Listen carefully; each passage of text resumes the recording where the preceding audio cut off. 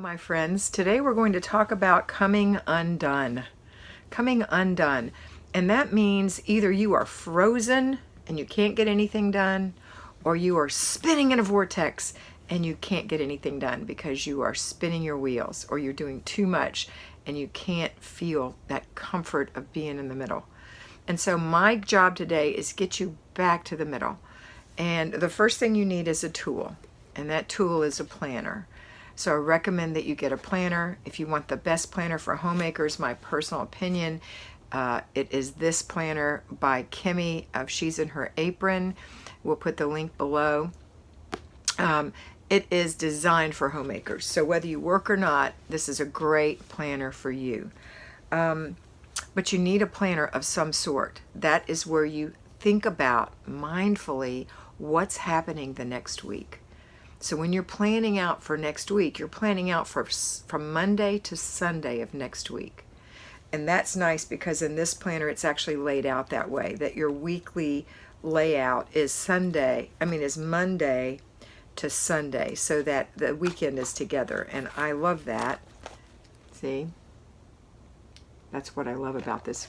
That's one of the millions of things I love. Not millions, I exaggerate, but many things that I love about this planner. So you want to plan out for next week. So if you're an at-home homemaker, typically you plan that out on Wednesdays. If you're a payroll homemaker, typically you plan that out Sunday afternoons when you're having your quiet planning period, when you're thinking about what's coming up in the week. You can move that to Saturday if that suits you better.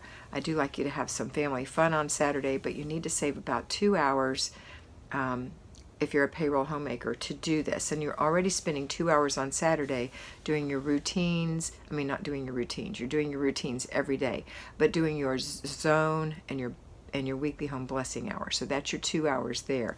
And this is another 2 hours. That's why I kind of want you to wait and do that Sunday afternoon. You've already worshiped, you've already had time with your family, it's a quiet, peaceful time, and then in the afternoon you can just plan out, or the evening after the children go to bed, hopefully not too late. You need 2 good hours to do this, so I would recommend like 3 in the afternoon, but you decide for you what works best for you. But this planner is what's going to keep you in the middle if you follow it. You can plan all day long, or as my husband says, raise chickens on paper all day long. And it won't get you anywhere if you're not using it.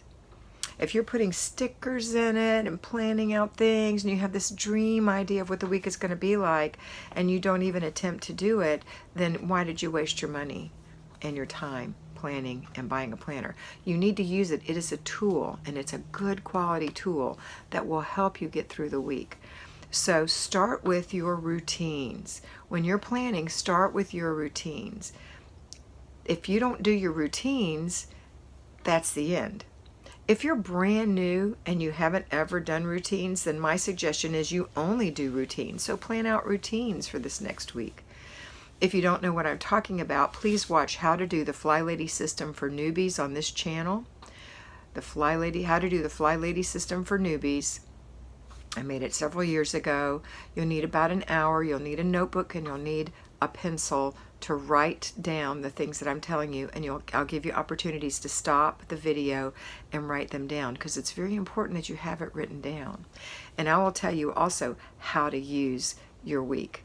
Okay, there. But I'm telling you, this wasn't invented then. This was just invented this year by Kimmy of She's in Her Apron, and this is the best planner I've ever used for homemakers. Any planner will work. This one is just the best. It's the easiest to use. She says exactly where to put things. I know I keep raving about this planner, but I absolutely mean it. I use it too. It is the best planner. Okay, but you can use any planner. You just have to have a planner. I think it's a little harder to use another planner because you have to figure out where to put things. This is already there.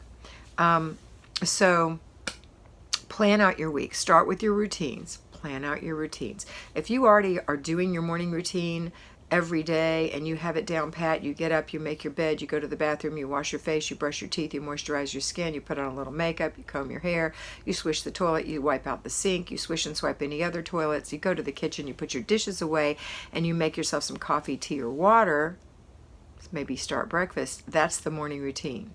If you're already doing that morning routine, then in Kimmy's planner there's a place for you to put your morning routine. I'll show you on a blank page. So you would write down, in my opinion, you would write down morning routine, because you already have it. Let me go to next month. I've already written in this one. Let's see. Sorry for the delay. Here we go. So here's next month. Morning routine. And you can see it has little bubbles in there for you to mark off what you've done each day. Monday, Tuesday, Wednesday, Thursday, Friday, Saturday, Sunday. So in here you would write, I would write check planner is the number one thing. The second one thing I would write is morning routine. That would go there. Now maybe some of that morning routine you're just not good at and you keep forgetting to swish and swipe. Then on the third line I would write swish and swipe to focus on that. And maybe you have some other things you need to work on in the morning. Maybe you wanted to read a chapter in the Bible, or maybe you wanted to do a little morning yoga. You would put it in here. And that's happening in the morning, okay? And then in the evening, you would have your evening routines. Now, we have several evening routines, and there are other routines in the morning. There's laundry, there's paper clutter, there's clutter checks. If you're not doing those regularly, then you definitely want to write them down. But even if you are, I would write them down. Just put them in here, and then you could check them off every day. I did it. And then in the evening routine, after the afternoon, we've got a clutter check after dinner if you're an at-home homemaker, or if you're a payroll homemaker when you come home. So PM clutter check or afternoon clutter check. And then we've got making our meal after dinner. We're going to have an after dinner routine. If you don't remember all the parts of the after dinner routine, but maybe you are continuing to get the dishes in the dishwasher, wipe the counter, wipe out the sink, wipe the tabletop off, but you keep forgetting to sweep the floor, then write sweep the after dinner routine and sweep floor. And then if you are, your before bed routine would come next, so I'd put BR, before bed routine. So I'd put BBR, so I know my before bed routine. Before bed routine is take a shower, wash your face, brush your teeth, moisturize your skin, lay out your clothes for tomorrow, brush and floss if I didn't say that. So those are all the evening routines. So if you already know that, you just write PM routine. But if you keep forgetting to floss, write floss as a separate one. So all these little things, I know this doesn't sound like, Kat, how's this going to bring me off of being frozen? It is. Kat, how's this going to get me out of my vortex? It is. You have to trust the process. It will bring you to center, because these are the things you need to be doing for you on a daily basis. Yes, it seems like it's for the family. You're making meals for the family. You're sweeping the floor for the family. But honestly, when you go into the kitchen in the morning by yourself and it's clean and the dishes are clean and you just have to put the dishes away and make yourself some coffee, when you walk into the kitchen and the kitchen sings to you, ah, that's for you. So when you do these things, yes, it benefits your family, but it's for you. Getting up in the morning and washing your face and brushing your teeth and moisturizing your skin, that's for you. Getting dressed is for you. Laying out your clothes in the evening is for you, because if you aren't tended to, then you can't be expected to tend to others. And that's when you freeze or you spin like a vortex, like you're in a vortex. So you have to come back to the routines. That's number one. Number two is follow what's next. So once you've got those routines under your hat and you're feeling pretty comfortable, then you can add in the basic weekly plan. The weekly home blessing hour. If you're a payroll homemaker, I mentioned it already, that's on Saturday. If you are an at-home homemaker, we like to do that on Monday. Tuesday is a free day if you're an at-home homemaker. You need that. Wednesday is your planning and desk day, or for a payroll homemaker, Sunday afternoon is ideal, but you pick the time that's best for you. Thursday is errand day if you're an at-home homemaker. You go pick up your groceries or have them delivered. Maybe you need to get your ring sized and you've got to take it to the jeweler. They're just different things that you want to do that you put on your little circuit, and you do it this one day. You don't run every day to Costco and the jewelers and the dry cleaners and the grocery store. You do it all on one day. This is your day to run errands. You let your spouse know, this is the day I'm running errands. You let your children know, if you need poster board, let me know. I'm going to run errands today. I'm not going on Saturday. I'm not going just because you delayed giving me the information. You need to tell me now. course, I will help you if you find out from your teacher at the last second, but if you need something and you know it, tell me now, because this is errand day. Okay, next is Friday, car and purse day. And also, if you can squeeze in your date night on Friday or Saturday or Wednesday, you need some time alone with your spouse without children intervening. Children suck your attention, suck your attention. That's their whole job. Mommy, mommy, daddy, daddy, watch me, watch me. When we need to be talking to our spouse face to face about our hopes and dreams, promises and goals and history, and even our children. We want to just talk to them and be in their space. And that's what you need to do. So you need some date time with your husband every week. So this is your basic weekly plan. Sunday is renew your spirit.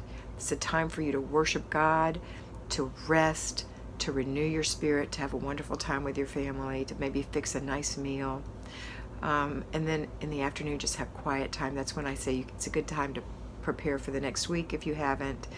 I forget, Saturday is family fun day. So if you're a payroll homemaker and you get those 2 hours done in the morning, you still have the rest of the day. Get up early and get that done. So you've got the rest of the day to have fun with your family. Okay? All right. All of this takes planning. Once you've got the once you've got the plan for the week in place for the routines and the basic weekly plan, then we're going to slip in, once you've got that good and you're doing it well. Did I leave out laundry? I think I didn't leave out laundry I don't believe I left it out, but there's laundry as one of your routines, okay? Laundry and also paper is a routine. Please watch my videos on that.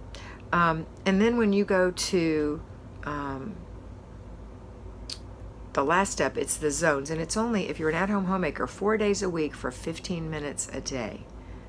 Working in your zone, decluttering if you have clutter, deep cleaning if the clutter is all gone. It's not hidden, there's not in any drawers, it's not hidden behind things, under things, over things, in things, it's gone.